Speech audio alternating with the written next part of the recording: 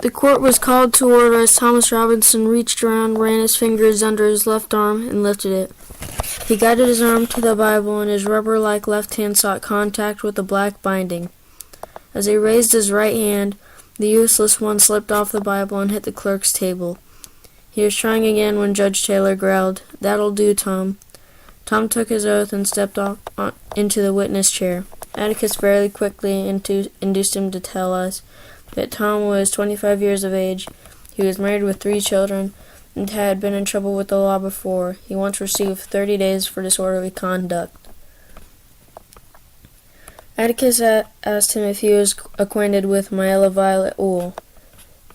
He replied that he was and had to pass her place going to and fro from the field every day. "Whose field?" Atticus asked. "I picks for Mr. Linkdias," he replied.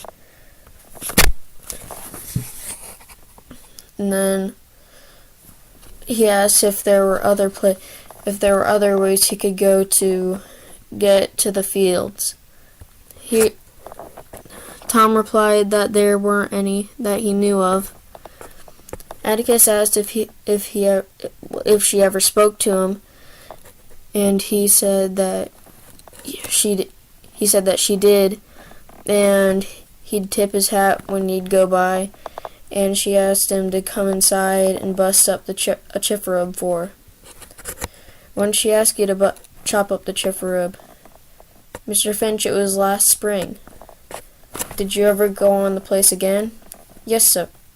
"When?" "Well, I went lots of times."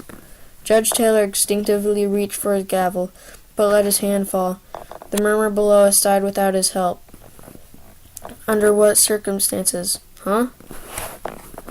"Why'd you go inside the fence lots of times?" "Well, she'd call me in because every time it seemed like she'd have something for me to do. Chopping kindling or toting water." "Were you paid for your services?" "No, sir. She offered me a nickel once. I was glad to do it, but I refused it. Mr. Owl didn't seem to help her any, or the children for that matter, and she didn't have any nickels to spare."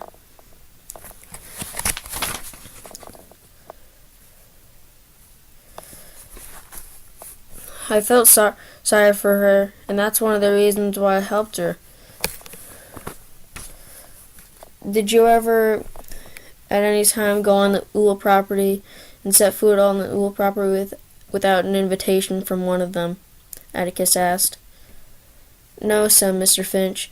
"I never did. I wouldn't do that." "What happened to you on the evening of November 21st of last year?" Atticus asked. Below us, the spectators drew a collective breath and leaned forward. The Negroes did the same. Tom was a black velvet Negro, not shiny, but soft black velvet. The whites of his eyes shone in his face, and when he spoke, he saw flashes of his teeth. If he had been whole, he would have been a fine specimen of a man. "Mr. Finch," he said, "I was going home as usual that evening, and when I passed the Owl place, Miss Myella were on the porch, like she said she were. It seemed real quiet-like, and I didn't know why. I was studying why, just passing by, when she says to come here and help her a minute. And I went inside the fence and looked around for some kindling to work on, but I didn't see any. And she says, 'No, I got something for you to do in the house. That old door's off its hinges and it's falling pretty fast.' I asked if she had a screwdriver, and she said that she did. I went up the steps, and she motioned me to come inside, and I went to the front room and looked at the door, and it looked fine, and it was fine. And then I asked where the children were, and she said that they went to get ice creams, and it took her a full year to save up those nickels.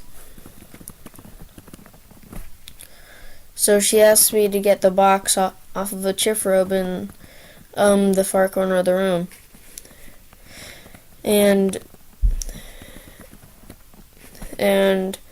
I got a chair and brought it over, stood on it, and she grabbed me around the legs and kissed me.